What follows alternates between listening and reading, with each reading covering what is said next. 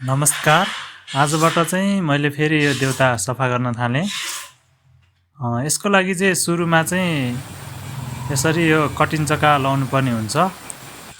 यसले सबै स्टेपहरू मिलाइसकेपछि चाहिँ यसमा चाहिँ जिल्कोन यानि कि यो निलो चक्काले पुरै मजासँग लाउनु पर्ने हुन्छ। यो जिल्कोन लगाइसकेपछि चाहिँ अब यसले नछोएको ठाउँमा चाहिँ अब यो सानो दाइ मेसिनले यसरी मजाले घोट्नुपर्ने हुन्छ। र यो सानो मेसिनले घोटिसकेपछि चाहिँ अनि हामीले यसमा फेरि पत्रे चक्का यानि कि अब खाक्सी चक्का लाउनु पर्ने हुन्छ।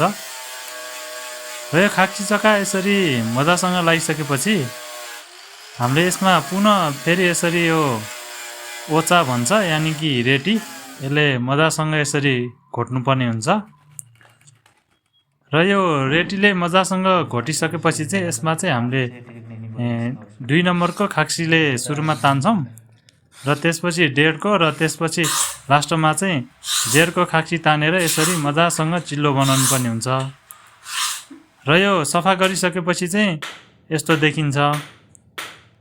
र अब यसमा चाहिँ अब भोलिबाट चाहिँ अब बुट्टा काट्ने कामहरू सुरु हुन्छ। धन्यवाद।